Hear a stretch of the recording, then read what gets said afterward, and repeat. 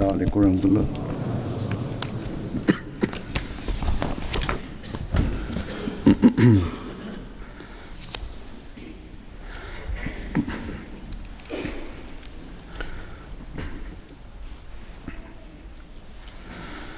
أشهد أن لا إله إلا الله وحده لا شريك له وأشهد أن محمدا عبده ورسوله أما بعد فأعوذ بالله من الشيطان الرجيم بسم الله الرحمن الرحيم الحمد لله رب العالمين الرحمن الرحيم مالك يوم الدين إياك نعبد وإياك نستعين اهدنا الصراط المستقيم صراط الذين أنعمت عليهم غير المغضوب عليهم ولا الضالين.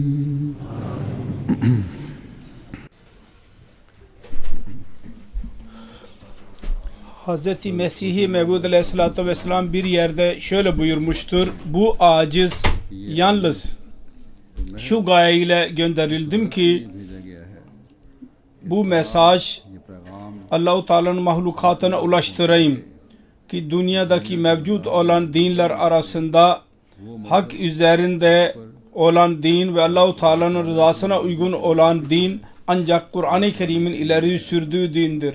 Ve Darun Necat'a girmek için, Necat evine girmek için kapı La ilahe illallah Muhammedur Resulullah'tır.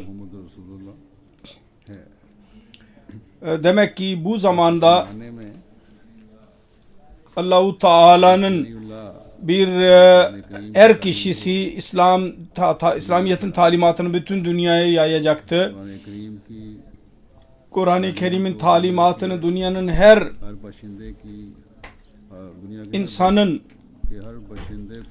insana onun kendi diliyle ona ulaştıracaktı. İşte o Kur'an aşığı ve Resulullah sallallahu aleyhi ve sellem'in manevi kölesi Hz. Mirza Gulam Ahmed Aleyhisselam'dır. Adı Hz. Mirza Gulam Ahmed Aleyhisselam'dır. Kadiyanlı Aleyhisselam. Kendisi Allah-u Teala'nın kişisidir ki La ilahe illallah Muhammedur Resulullah'ın bayrağını bütün dünyaya dalgalandırarak sapmış olan insanları tekrar necat yollarını gösterecekti.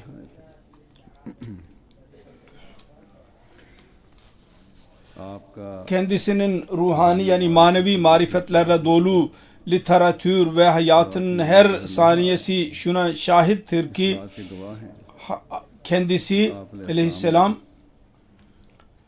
kendisine tevdi edilmiş olan işin hakkını tam olarak hakkını vermiştir.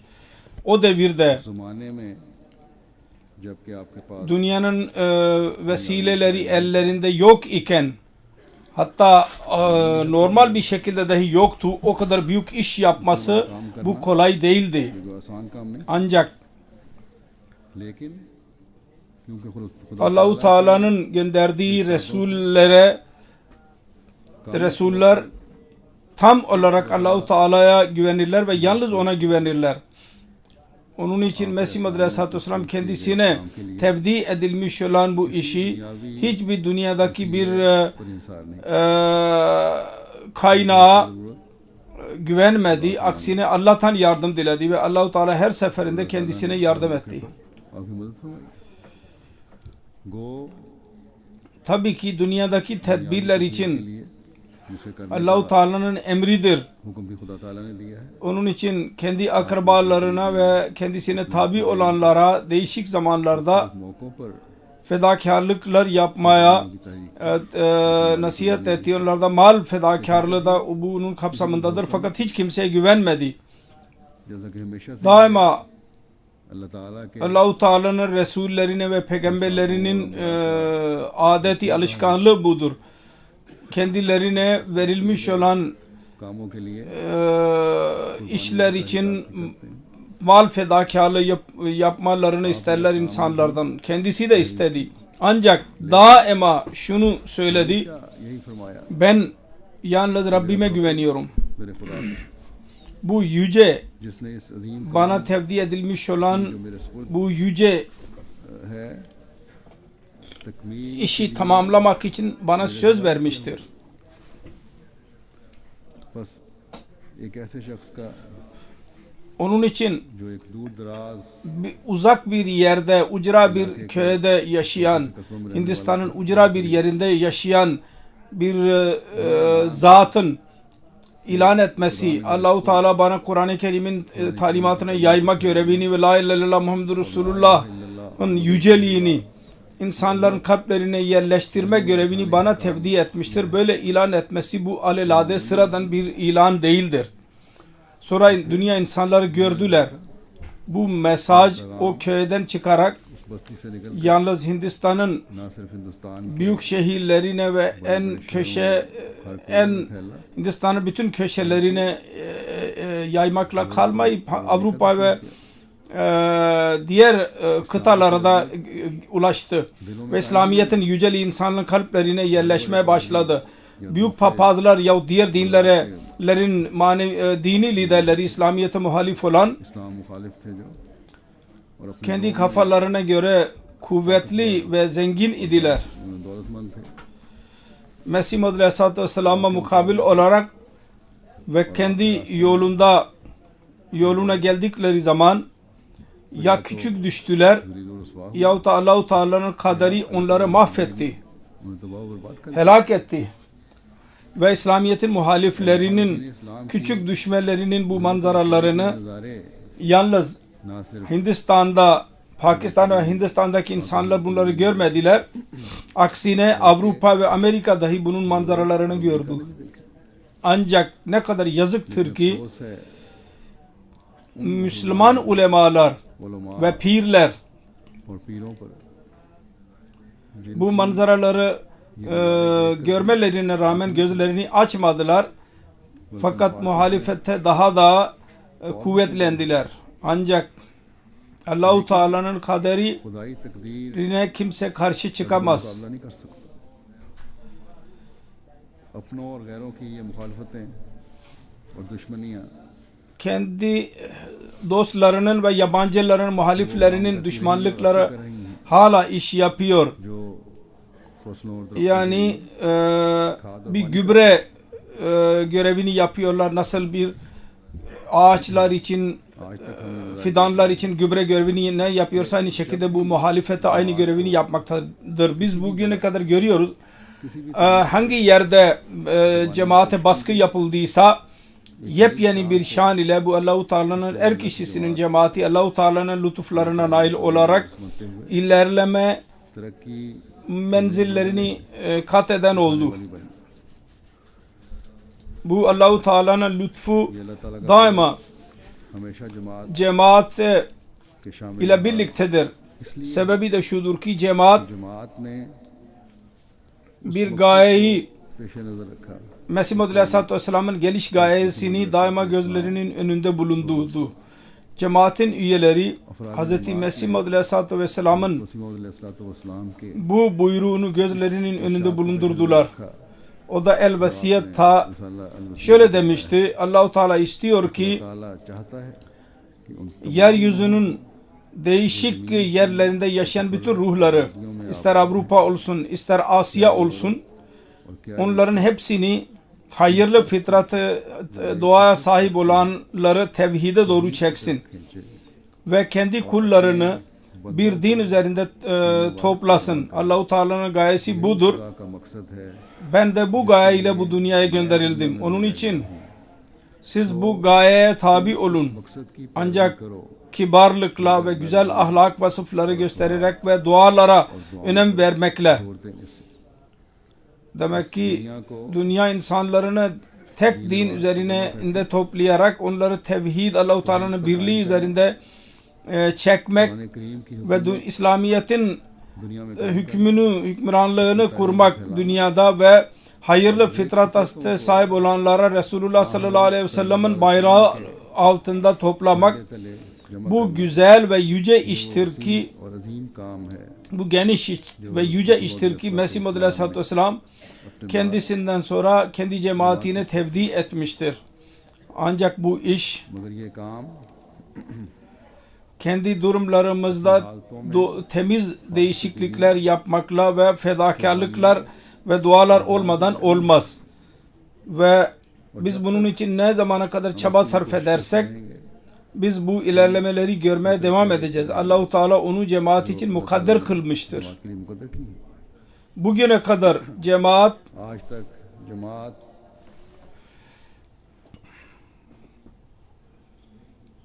की cemaatin güzelliği de budur खूबसूरती और शान है ve şanı da budur. कि इस मकसद Bu gayeyi elde etmekle हासिल करते हुए cemaat, minhasul cemaat मिनहसुल जमात ilerlemektedir आगे बढ़ती चली जा रही है ve kendisinde और अपने अंदर temiz değişiklikler yaratmaya çalışmakla Allah-u Teala'nın rızasını elde etmeye çalışmaktadır ve onun için fedakarlıklarda bulunmaya devam etmektedir. Bu gayeyi elde etmek için dualara da दुआओं की तरफ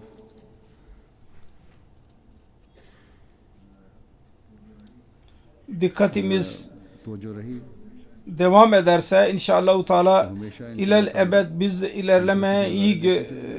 ilerlediğimizi göreceğiz. Her ne zaman जमात bu gaye ile cemaatin dikkatini bu yöne çekildiyse cemaat daima Allah-u Teala'nın lütfuyla lebbeyk dedi Labbaik कहा ve eskisinden daha fazla bir şekilde İslamiyet'in ve cemaatin ilerlemesi için duaları da bulundular ve fedakarlıklarda bulundular. Geçenlerde ben nafile oruç ve dualara dikkatinizi çektiğim zaman bana gelen mektuplardan उसे लगता है कि anlaşıldığına göre büyük bir istekle cemaat buna dikkat etti ve lebbeyk dedi ve her birisi dualara meşguldür. Kime denmediysem onlar dahi dua etmektedirler. Yalnız Pakistanlılar değil, Afrikalılar, Avrupalılar, Amerika'dakiler, America के लोग हैं, जिनके Pakistan जो Pakistani vatandaşlığına sahip olmayanlar dahi bu yöne dikkat ettiler ve Pakistanlı kardeşleri için ve her Ahmedi için उस अहमदी के लिए hangi yolla olursa olsun bir sıkıntıda bulunan या yahut sıkıntıya sokulan her Ahmedi için dua etmektedirler. Eğer mal fedakarlığı için dikkatleri çekildiyse mal fedakarlığında ilerlediler ve öyle örnekler gösterdiler ki insan hayret içinde kalır. Nasıl din uğruna bunlar fedakarlıklar yaparlar, özveri. बढ़ रहे हैं Bu zamanda, bu çağda कि ज़माना İslamiyet'in tebliği için bu literatür, bu eserlerin yayınlanması pek gereklidir.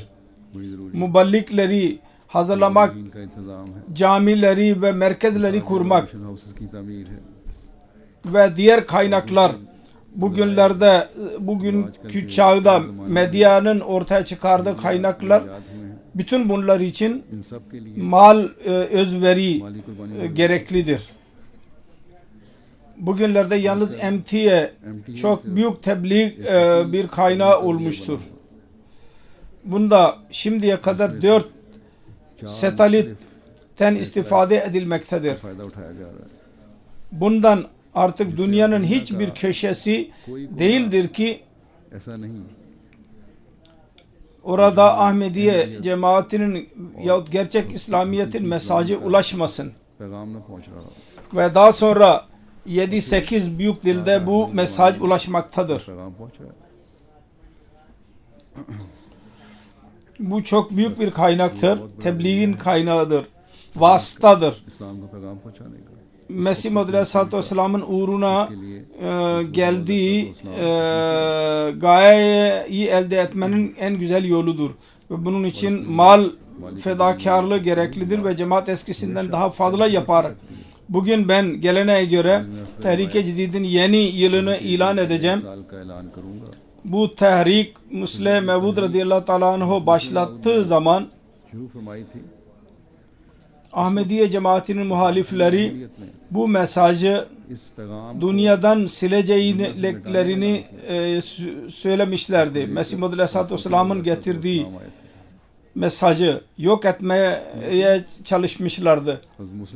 Ancak Hz. Müslim Mevud buna cevaben dünyanın her köşesinde bu mesajı ulaştırmak için, her köşesine bu mesajı ulaştırmak için mal fedakarlığını talep ettiyse insanlar onun hayret verici manzaralarını gördüler ve bugün biz Allah-u Teala'nın lütfuyla dünyanın 200 ülkesinde bu cemaatimiz mevcuttur. Ve söylediğim gibi MTA vasıtasıyla dahi bir inkılap gerçekleşmektedir dünyada. Onun için hilafetin gölgesi altında Hz. Mesih Maud Aleyhisselatü Vesselam'ın buyurduğu gibi kendi gayesine ulaşmak için cemaat fedakarlıklarda bulunmaktadır. Keşke Müslümanlar, Resulullah sallallahu aleyhi ve sellem'in sevgisini iddia eden Müslümanlar Allah-u Teala'nın bu kaderini anlasınlar. Ve tevhidi yerleştirmek için Kur'an-ı Kerim'in talimatını bütün dünyaya yaymak ve Resulullah sallallahu aleyhi ve sellem'in hükümranlığını dünyada kurmak için bu Allah-u Teala'nın her kişisiyle birleşerek iş yapmak için ileri gelsinler ve ondan sonra görsünler onların kaybettikleri şan nasıl tekrar ellerine geçer. Sonra baksınlar ki en yüce kuvvetler nasıl onlara saygı gösterirler. Sonra görsünler ki hiçbir bedbaht karikatürist yahut bir gazete yazarı kim olursa olsun hiçbir zaman cesaret edemeyecek ki Resulullah sallallahu aleyhi ve sellem aleyhinde beyhudelik göstersin. Birkaç gün önce Fransa'da bir dergi yine habisane bir harekette bulunmuştur. Bizim kalplerimiz bundan rencidedir. Fransa cemaatine söyledim. Bunun aleyhinde yasanın çerçevesi içinde ses yükseltin ve onlara akıl verin. Halkı da uyarın.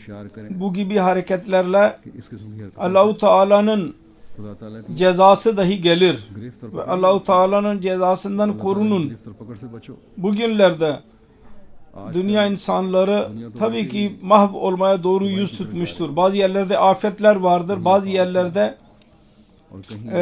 iktisadi durum daha da berbat olmaktadır. Sebep şudur. Onlar Allah-u Teala'yı unuttular. Onun sevgili kulları hakkında çirkin kelimeler kullanılır. Onlarla alay edilir. Onun için Allah-u Teala bize ceza versin diyorlar bunlar. Allah-u Teala'nın korkusunu insanlara anlatmak lazım. Ahmediler bugün bunu yapıyorlar. Ancak bütün dünyadaki Müslümanlar bu gerçeği anlasalar o zaman kendi hem dünyalarını hem de akıbetlerini düzeltecekler hem de Allah-u Teala'nın lütuflarına da nail olacaklardır. Keşke onlar akıllansınlar. Kısacası söylediğim gibi Müslümanların bir taifesi Ahmediye cemaatini yok etmek için yüksek bir şekilde iddialarda bulunuyordu. O zaman Hz. Müslim Mevud radıyallahu anh ikinci halife Ahmediye yani gerçek İslamiyet'i bütün dünyaya yaymak için bir hareket başlattı.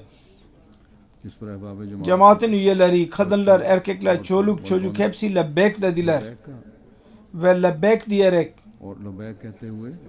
fedakarlıkların en güzel örneklerini sundular ve bugün biz dünyada दुनिया में Tehrike Cedid'in तहरीक जदीद meyvelerini görmekteyiz. फल लगे हुए देख रहे हैं. Aksine dünyada, hatta dünyada Allah-u Teala'nın lütfuyla फजल से Ahmediye'nin Ahmadiyyat meyveli ağaçlar, meyve dolu ağaçlarını görmekteyiz. लगे हुए देख Bu fedakarlıklar neticesinde. रहे हैं.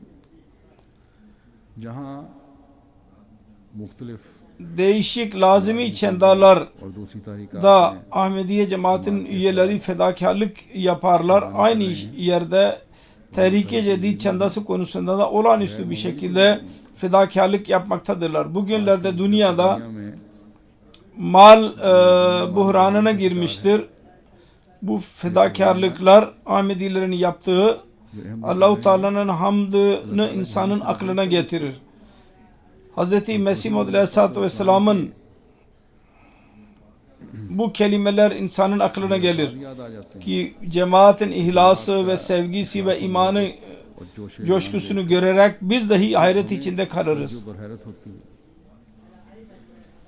Mal buhranı konusunda şunu da söyleyeyim. Biz daha şimdi bilmiyoruz. पता नहीं Bu nerede duracak कि कहाँ जाकर इसने ठहरना है. ve ne kadar şiddetlenecek daha. इसमें शिद्दत आनी है.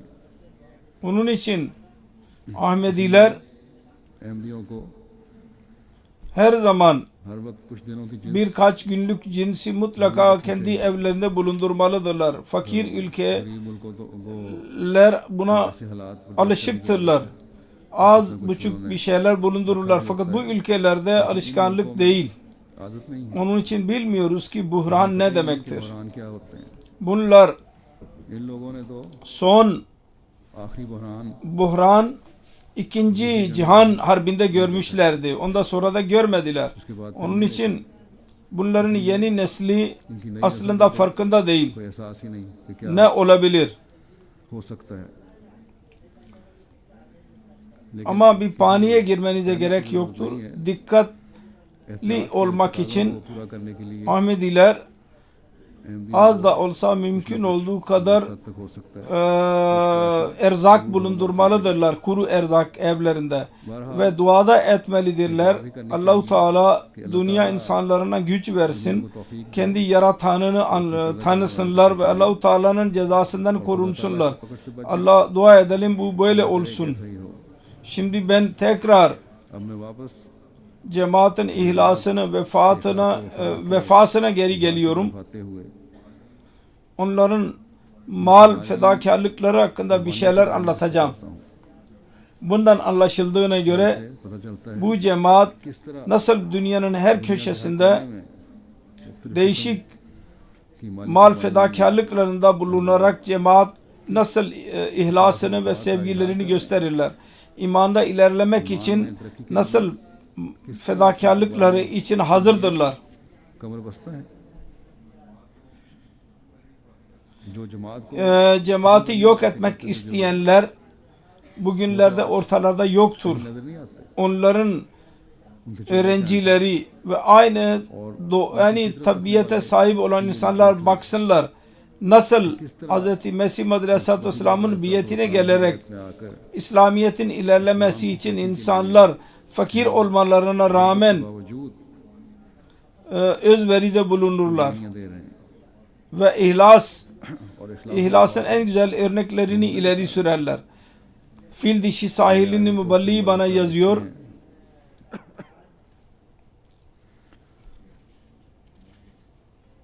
कि हमारे एक Bizim bir dostumuz Ali Go 2009 senesinin sonunda biat etti ve biat ettikten ilk günden sonra gelirini hesap ederek çanda vermeye başladı इस दौरान उन्होंने ve çandanın bereketlerini gördü, sayısız bereketlerini.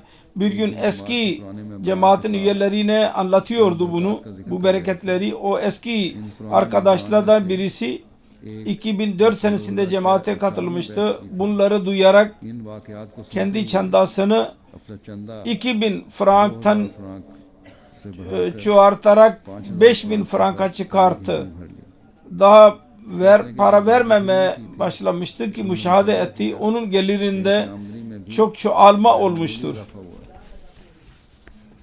चुनाचे वो Eski dost bana geldi ve bütün olayı bana anlatarak dedi ki बयान करके उन्होंने कहा 5000 frank demiştim.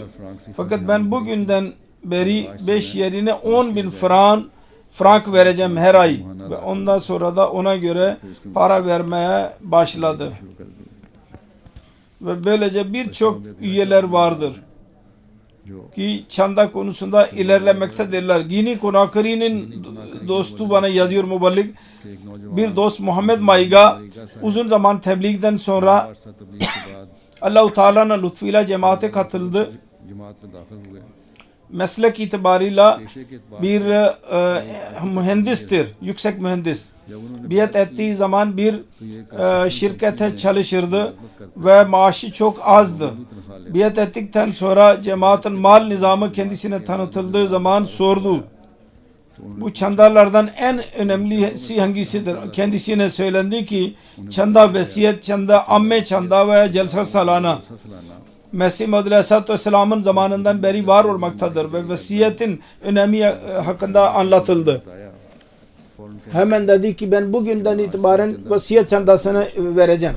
Müballik dedi ki çanda vasiyet, चंदा वसीयत vasiyetin bir nizamı vardır. एक निज़ाम है Ona girdikten sonra ancak verebilirsiniz. Dedi ki ben o nizama katılıyorum. लगे मैं Sonra Risale-i Vesiyeti okudu वसीयत पढ़ा ve ondan sonra vesiyet etti. Ve imanlı bir şekilde kendi gelirinin, maaşının 1/10 cemaate vermeye başladı. Ve bu vasiyetin लगता है kabul edilişi biraz zaman alır. O mektup kendisine gelmeden önce çanda vermeye devam etti ve belli bir müddet sonra कुछ अरसे diğer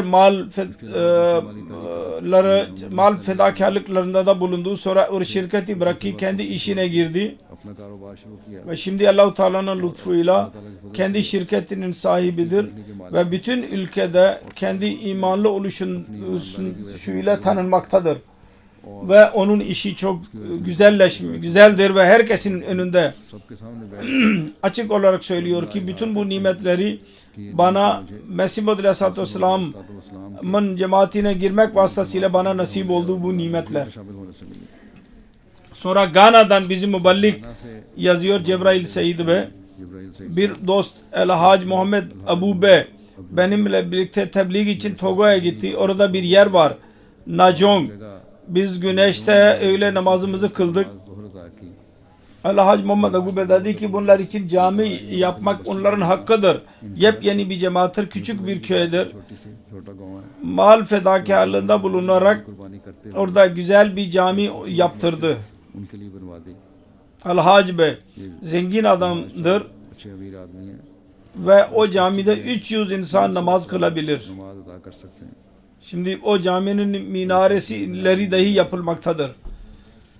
Ve uzak yerde olduğu için दराज इलाके में malzemeyi orada götürmek zordur. Fakat yine de फिर भी ये Al-Hac Bey हजराज साहब खुद बड़ी तकलीफ büyük sıkıntıya girerek, para sarf ederek मान orada binanın malzemelerini oraya götürmektedir. Fil dişi sahilinin Sadır Lacnası diyor ki bu sene इस साल मजलिस में Şura'da को cemaatin 50. मौके पर yılı dolayısıyla cami için para talep edildi.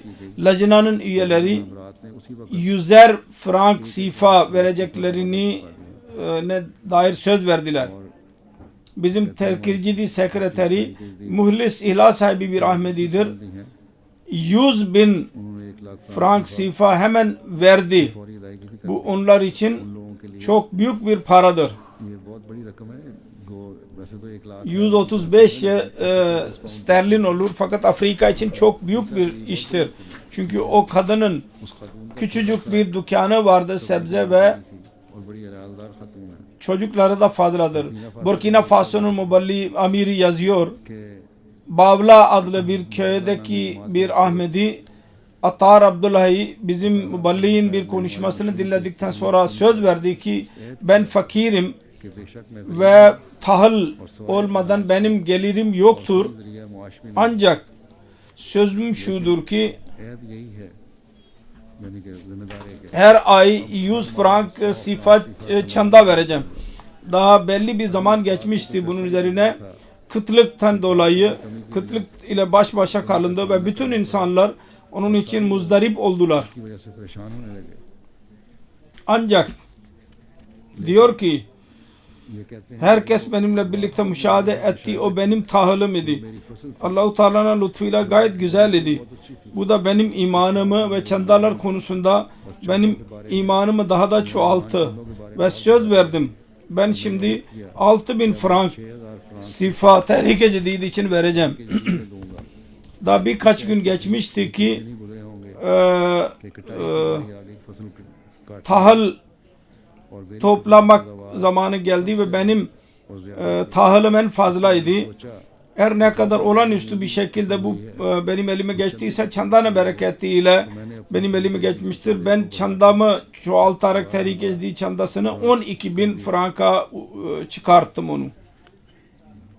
Burkina Faso'nun Burkina Faso amiri yazıyor. के अमीर साहब Suriye adlı köydeki bir Ahmedi गांव के एक अहमदी बुजुर्ग Kabure ailesinde tek Ahmediydi. Kendisi anlatıyor. Uzun zamandan beri हैं कि एक लंबे अरसे से uzun umurlu olmasına ve hasta olmasına rağmen इसकी वजह से namazlarını tam olarak eda edemiyordu. और बात Ve her zaman üzüntü içindeydi. उन्हें रंज था। Bu sene biat ettikten sonra उन्होंने बैत के बाद 70.000 frank sifa फ्रांक सीफा çanda verdi. चंदों में अदा कर दिया। Çanda verdikten sonra चंदे अदा करने की देर verir vermez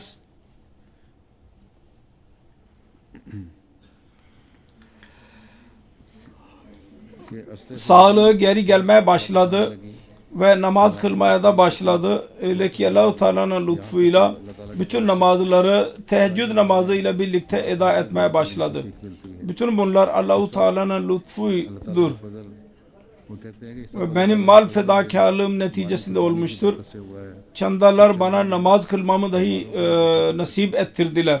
Avusturya सब ऑस्ट्रेलिया कहते हैं amiri diyor ki, Avustralya amiri ve yeni yıl ऐलान हुआ ilan edildiği zaman Avustralya'da Tehrik-i Cedid vasıtasıyla ben kendisine bir direktif vermiştim. Onun işi altında bütün cemaatlere mal fedakarlığı konusunda dikkatleri çekildi. तो जो दिलाई थी Ahmediye cemaati Melbourne दिया मेलबर्न ने söz verdiler.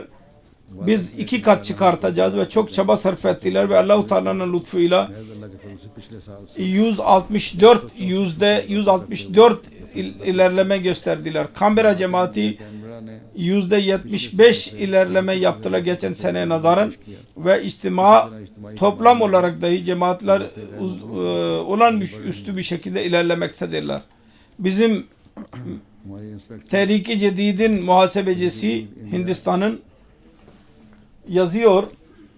के लिखते Şubat ayında हैं कि फरवरी ben Vekilül Mal vasıtası ile birlikte Tamil Nadu eyaletine gittim. Biz हम लोग जमात Coimbatore cemaatine gittik. Namazdan sonra, akşam namazdan sonra orada terbiyeli bir iclas vardı. Mal vekili वकील माल साहब ने Tehrik-i Cedid'in gayelerini ve onun arka planını detaylı olarak anlattı. तफसील से रोशन İclastan sonra इजलास के बाद camide bulunan bütün kardeşlerden sözler alındı yeni yıl için. İhlas sahibi bir dostun दोस्त eski sözü 20.000 rupiydi. Yeni yıl için मौसूफ को साले नौ के mal fedakarlığı माली हालत iyidir, orada Kerala'daki zengin insanlardır. 100.000 rupi söz ver dedi. Önce mecbur olduğunu söyledi ilk olarak. Sonra hazır oldu कुर्बानी के लिए bu fedakarlık için. O zaman onunla birlikte 2 tane vakfayın o kızları dahi vardı. Camiden dışarı çıkar çıkmaz Tehrik-i Cedid'in evine giderken जाते ही muhasebeci diyor ki inspector के telefon aldım. उनको फोन आया इन साहब का Bu 100.000 söz vermiş olan benim en büyük kızım diyor ki बेटी कह रही vakfayın o çocuk kızlar, siz Tehrik-i Cedid'in sözünü verdiniz, का जो वादा लिखवाया bizim için azdır. वो हमारे Daha da çoğaltarak इसको 150.000 yapın. 1.5 lakh Onun için benim sözümü 150.000 yazın. Sonra Tehrik-i Cedid'in temsilcisi Keşmir'e gitti. Kashmir का दौरा Hindistan'ın Keşmir'inde इंडिया का कश्मीर है Asnur cemaatinin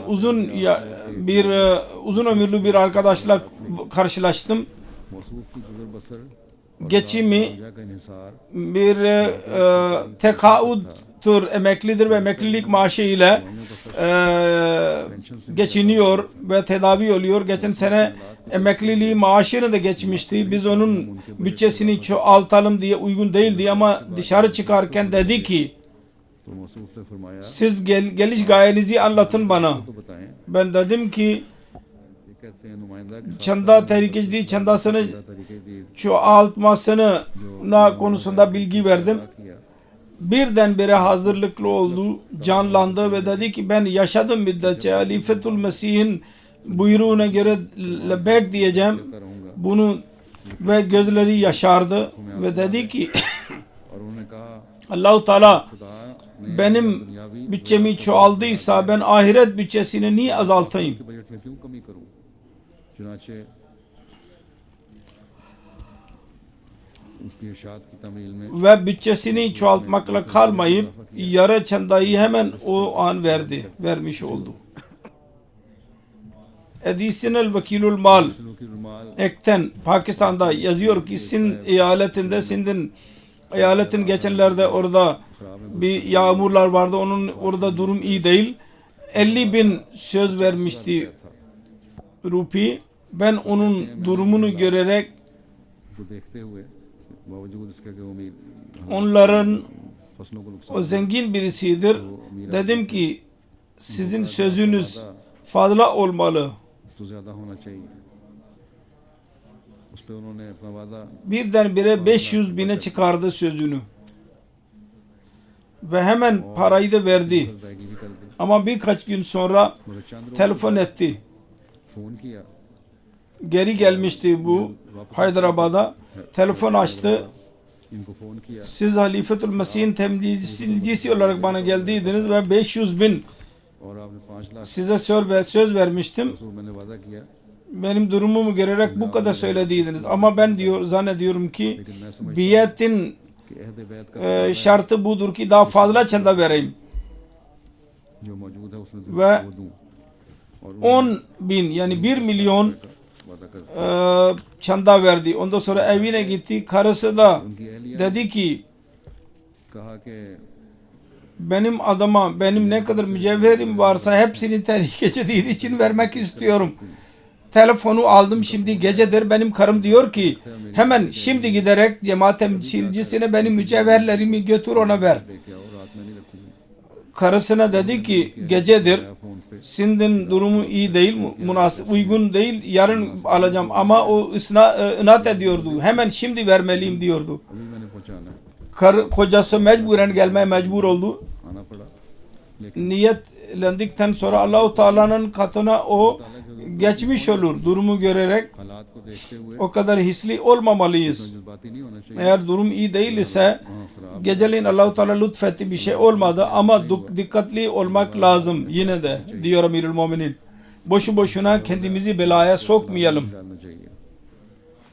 Kazakistan'ın Nev Mübayi bir dostumuz hakkında bizim müballik yazıyor. हमारे गलबे सिलसिला लिखते हैं Cemaatin merkezi mescid ve cami için bir saha aldı खरीद के दिया ve 2 katlı bir bina ev dahi satın aldı ve ondan sonra ikinci şehirde dahi caminin yapımı için bir yer satın aldı.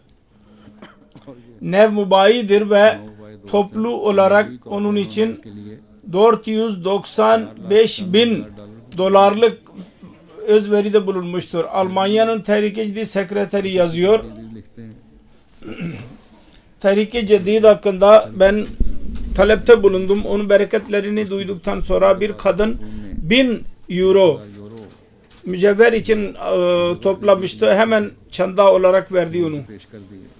Almanya cemaatlerinin birçok kadınları लजनात ने kendi mücevherlerini Tehrike Cedid çandası olarak verdiler. एक Bir kadın komite kurmuştu. O komite bütün parasını verdi. Yani ortaklaşa her ay para topluyorlar. एक दोस्त ने Sonra bir cemaate gittim. Adamın birisi bana bir makbuz verdi. Muhasebeciye. Inspector थे Tehrik-i Cedid sekreterine orada yazılıydı. 20.000 rupi Tehrik-i Cedid, 20.000 euro ve onun altında yazılıydı. Benim ismimi açmayın kimseye. İkinci yerde ben gittiğim zaman orada örnek olarak söyledim. Öyle dahi insanlar fedakarlık yaparlar. Orada biri toplantı bittikten sonra bana bir kağıt verdi. Onun üzerinde izledi 21.000 euro ve altında yazılıydı. Benim ismimi de açmayın.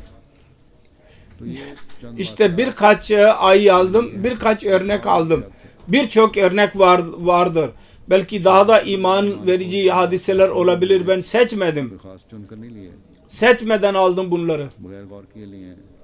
Allah-u Teala bütün bu fedakarlık yapanların mallarına, nüfuslarına, canlarına bereket versin. Geçen senedeki bazı sayıları sunacağım ve Tehrik-i Cedid'in 78. yılını açıyorum. Allah-u Teala bu yeni yılı dahi birçok bereket ve meyvelerle meyvelendirsin. Allah-u Teala'nın lütfuyla geçen sene Tehrik-i Cedid'in 77. yılı idi. O bitti 31 Ekim'de ve gelen raporlara göre Tehrik-i Cedid'in mal nizamında 660 bin fedakarlıkta bulunmuştu cemaat. Bu para geçen seneki paraya nazaran Allah-u Teala'nın lütfuyla 110 bin fazladır. Bir tek senede o kadar fazla ilerleme daha önce görülmemiştir. Aynı yerde çanda verenlerin sayısında da çoğalma olmuştur ve fedakarlık seviyeleri de hiç çoğalmıştır. Dünyanın iktisat durumu söylediğim gibi daha da bozulmaktadır. Avrupa'nın özellikle. Allah-u Teala bu parada da bereket versin ve cemaatin planlarını tamamlamamızı bize nasip etsin ve hiçbir engel olmadan onlar tamamlansınlar. Dünyadaki mal buhranları nasıl çanda da azaltma yapmadılarsa aynı şekilde Allah-u Teala'dan dua ediyorum. Bu mal sıkıntısı bizim planlarımızda da bir engel çıkartmasın, oluşturmasın. Allah-u Teala'nın lütfuyla Pakistan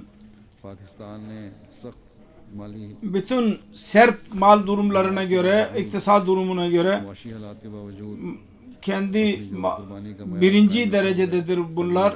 Onu koruyorlar birincilik durumlarını. Ondan sonra ikinci derecede bu sene Almanya'dır. Amerika'dır. Üçüncü yerde Almanya'dır. Ve dördüncü yerde İngiltere'dir. UK. Geçen sene İngiltere Pakistan'dan sonra ikinci yerdeydi. Üçüncü Amerika ve dördüncü Almanya'ydı.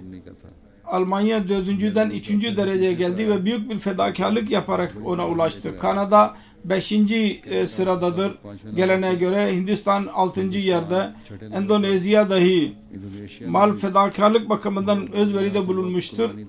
Fakat Hindistan'ın cemaati dahi fazla mal fedakarlığında bulunmuşlardır. Endonezya 7. yerde de Avustralya 8. bir Arap ülkesidir. İsmini söylemek istemiyorum. 9. ve İsviçre 10. sıradadır.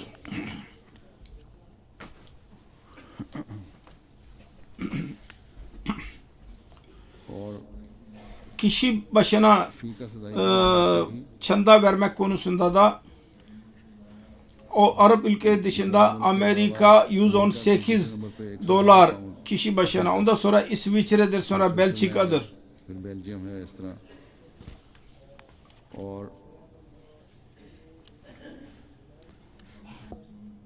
Ve yerel parada dahi ilerleme olmuştu. Çoğalma Almanya bunda en fazladır. Allah-u Teala'nın lütfuyla söylediğim gibi जैसा कि मैंने कहा Fedakarlık yapanlarda da dahi çoğalma olmuştur sayılarında. Bugün 109 bin insan daha fazla çanda verenler arasına katılmıştır. Bu sayıya geçen sene nazaran के मुकाबले पे 109 bin daha da çoğalmıştır. Daha yer vardır diyor Emirül Muminin. Söylediğim gibi Afrika ülkeleri, African जमात Nijerya güzel iş yapmıştır bunun üzerinde. अच्छा काम किया है Çalışmışlardır. Toplam bakımından Gana Afrikalı cemaatler arasında en üst sıradadır. Ondan sonra Mauritius, ondan sonra Nijerya. Gambiya, Burkina Faso güzel çaba sarf etmişlerdir. अच्छी कोशिश की है Katılanların sayısı bakımından Nijerya Nigeria dünyadaki bütün ülkeler arasında birinci derecededir. Bu sene number पर है 56 bin kişiyi katmışlardı çanda verenler arasına. Ondan sonra Sierra Leone, Fil Dişi Sahili, Burkina Faso vesairedir. वगैरह है Merkezi kayıtlara göre किसी रिकॉर्ड के मुताबिक birinci दफ्तर kayıtların sayısı 509 küsürdür. से Onlar arasında 340 में से 9 Allah-u Teala'nın lütfuyla yaşıyorlar. Onlar çandarlarını veriyorlar. चंदा खुद अदा कर Diğer merhumların बाकी मर çandarları onların varisleri vermektedirler. Pakistan'ın 3 büyük cemaati की 3 बड़ी जमातें हैं çanda bakımından birinci Lahore, ikincisi Rabwa, üçüncüsü Karachi. और सोम कराची है Ve şehirli cemaatler arasında 10 cemaat arasında Rawalpindi birinci, İslamabad ikinci, Quetta 3, Okara 4, Hyderabad 5, काड़ा नंबर 4 है Peshawar 6, Mirpur Has 7, मीरपुर खास Bahawalpur 8, Dera Ghazi Khan 9 Dera Ghazi ve Nawabshah 10. sıradadırlar. Fedakarlık yapımından Sialkot birinci derecede, Umerkot ikinci. Umarkot Umerkot'ta Umarkot bu sene Mirpur Has ve Umerkot'ta orada yağmurla çok zarar vermişlerdir. और अक्सर Ve cemaatler जमातें çiftçidirler fakat yine de fedakarlıklarını korudular. Sargoda 3. Shehupura 4, Gujarat 5, गुजरात Bahawalpur 6, बहावलपुर Bedin 7, Narwal 8, नारोवाल Sangar 9 ve Mirpur, Azad Kaşmir ve Hafızabad 10. sıradadırlar. Amerika'nın ilk 10 cemaatleri America की पहली Los Angeles, Los Angeles England Empire, 1. Detroit, Silicon Valley, Chicago West, Silicon Valley Chicago West Harrisburg, Harrisburg Dallas, Los Angeles West, Boston, Silver Spring Boston Silver Spring ve Port Merck. Potomac Almanya'nın cemaatleri Germany की Rodermark, Neuss, Cologne, Neuss Floersheim, Augsburg, Neuss, Isenburg, Neuss Karlsruhe, Mehdiyabad, Karlsruhe Mehdiabad Alzey ve Marburg. Alzey और Marburg Para toplamak bakımından 10 lokal cemaatler Hamburg, Frankfurt, Hamburg Gross-Gerau, Darmstadt, Wiesbaden, Mannheim, विजबाड Riedstadt, Detzenbach ve Offenbach. डेटसनबाख ओफनबाख UK'nin ilk 10 cemaati पहली 10 बड़ी Cemaat Fazıl Camii 1. New Malden, Worcester Park, Malden Worcester Scunthorpe, Scunthorpe Mosque West, West Hill, Bethel Futu, Rains Park फतू ve Manchester South. Chester South 3 region Londra 1. North Midland 3. Land region Küçük cemaatler arasında Bromley, Bromley Elisham ve Leamington Spa Lamington Spa, Wolverhampton, Spin Valley Spen ve Thele. केले Kanada'nın cemaatleri Canada की जमातें हैं Edmonton, Vaughan West, Peace Village West, Surrey East ve Saskatoon. सर्वे east India'nın cemaatleri India की जमातें Hindistan'ın 6. sıradadır. İsimlerini söylüyorum. Bu öyle yerdir ki वो जगह है Kadian dahi oradadır. जिसमें Kadian Ve Mesih Muhammed Aleyhisselatü Vesselam oradan çıktı. Mesih Muhammed Aleyhisselatü Vesselam'ın şehridir. Kerala 1. Tamil Nadu 2. Tamil Nadu Andhra Pradesh 3. नंबर पे आंध्र Pradesh Eyaletler arasında Cemmu, Kaşmir, Bengal, Karnatik, Orissa, Punjab ve Orissa Delhi. UP और Ve cemaatler arasında Kerala, Kalikat, Hyderabad, काली Calcutta, हैदराबाद Kannur, Calcutta Kenan Town, Kadian, Town, Kadyan, 6. sırada Coimbatore, number 6 पे Coimbatore, Chennai, Bengadi ve Delhi. बेंगाडी और Delhi. Bu sene, bu sefer इस दफा bazı olağanüstü paralar çoğaltmışlardır çamdalarda. चंदा Tehrike Cedid'in çandası merkezi bir çanda olur. Burada yerel cemaatin इसमें मुकामी bir payı olmaz. जमात का कोई हिस्सा नहीं होता। Ve merkezin projeleri Hindistan'da da var. India में Diğer Afrika ülkelerinde, fakir ülkelerde vardır. Merkezi orada paralar sarf edilir ve oradan onun için paralar gerekli olur. Fakat bu sene bunların olağanüstü bir şekilde para toplamaları konusunda Amerika'da olağanüstü bir şekilde çoğaltma göstermişlerdir. 188 bin sterlin. Onun için onların dolarları arasından की रकम है, उसमें kendilerine hakkı değil. उनका हक नहीं। Ben bu sefer onlara bundan dahi 100 bin dolar onlara veriyorum. Almanya olağanüstü çoğaltma göstermişlerdir. 300'den daha fazla euro. से ऊपर का Onun için onlara 150 euro, ये उनको 1.5 लाख यूरो 150 bin euro bunlardan veriyorum. इसमें से Ve şunun için veriliyor ki Amerika ve Almanya'da कि America camiler yapılmaktadır. Bu para cami için harcasınlar. करें। İngiltere dahi çoğaltma göstermiştir. इजाफा Ancak काफी है, लेकिन ilk cemaatler iki ülkeye kadar değil. Fakat bunlara da 50 bin sterlin मसाजिद के लिए caminin yapımı için veriyorum. तमीर के लिए Çünkü sizin de dikkatinizi buna çekilmiştir. Allahu Teala her bakımdan mübarek kılsın लिहाज से मुबारक करे। ve gelecekte dahi eskisinden daha fazla mal fedakarlıkta mal fedakarlığında bulunmanızı nasip etsin ve mallarınızı, nefislerinizi korusun. Namazlardan sonra ben bir kayıp cenazesini kıldıracağım. Bizim bir büyüğümüz Masud Ahmed Han Dehlevi'nin cenazesidir. भी का जनाजा है जो 3 Kasım'da sabahleyin उम्र को 91 senesinde vefat etti. İnna lillahi ve inna ileyhi raciun. इन्ना लिल्लाहि व इन्ना इलैहि राजिऊन। Cemaatin hizmetçisiydi, vakfe zindagiydi, hayatını vakfetmişti. Al Fazıl'ın müdürü olarak görev yaptı. Gazetenin 1905 senesinde doğmuştu Delhi'de. Bunun babası sahabi idi. सहाबी थे। 1900 senesinde Mesih Muhammed Aleyhisselatü Vesselam'a biat olmuştu. Ve onun dedesi dahi sahabi idi. सहाबी थे। 1890 senesinde Mesih Muhammed Aleyhisselatü Vesselam'a biat olmuştu. बैत की थी।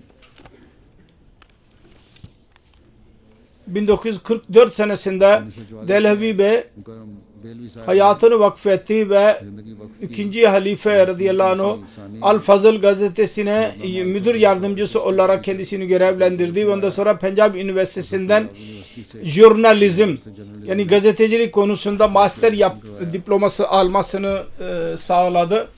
1946 senesinden 71 seneye kadar müdür yardımcısı Al Fazıl'ın 71'den 88'de müdür olarak görevde bulundu Al Fazıl'ın müdürü.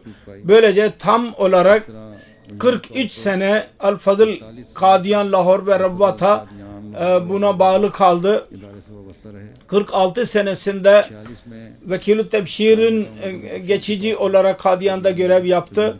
47 senesinde 47 के पूरा शोभ हालात में tehlikeli günlerde Nadir Mure Harcan'ın yardımcısı olarak görev yaptı. Hizmette bulundu.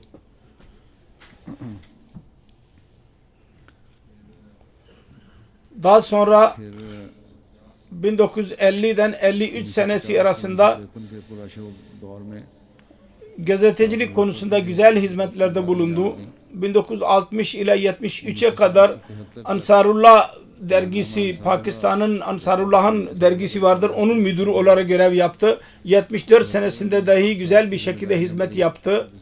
75, 76, 80 senesinde 3. halifenin Avrupa, Amerika ve Kanada ve Batı Afrika'nın turu esnasında kendisiyle birlikte gitmek nasip oldu.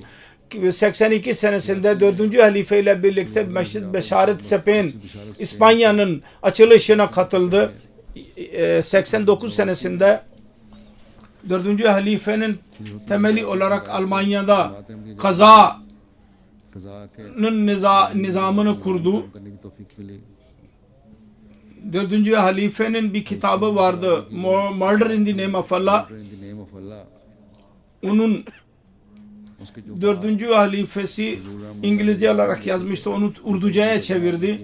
Aynı şekilde Christianity, A Journey from Facts to Fiction, onun tercümesini yaptı Urduca'ya.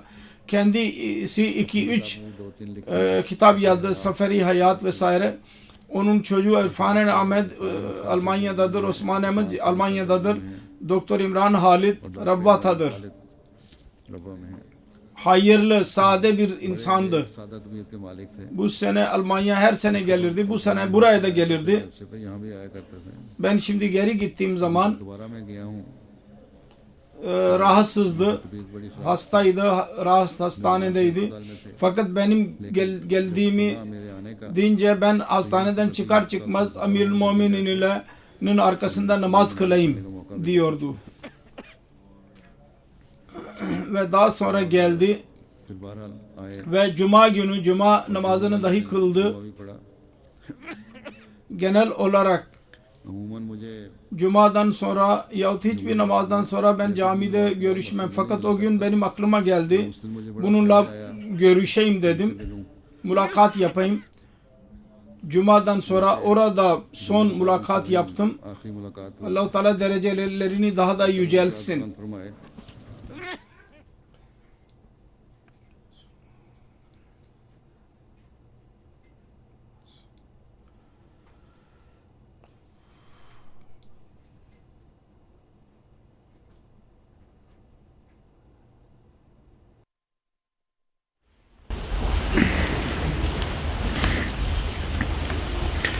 الحمد لله نحمده ونستعينه ونستغفره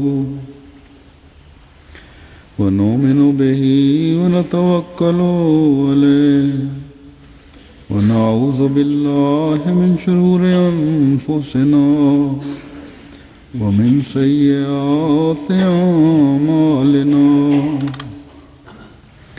من يهده الله فلا مضل له ومن يضلله فلا هادي له ونشهد أن لا إله إلا الله ونشهد أن محمدا عبده ورسوله عباد الله رحمكم الله إن الله يأمر بالعدل والإحسان وإيتاء ذي القربى وينهى عن الفحشاء والمنكر والبغي يعظكم لعلكم تذكرون اذكروا الله يذكركم وادعوه يستجب لكم ولذكر الله أكبر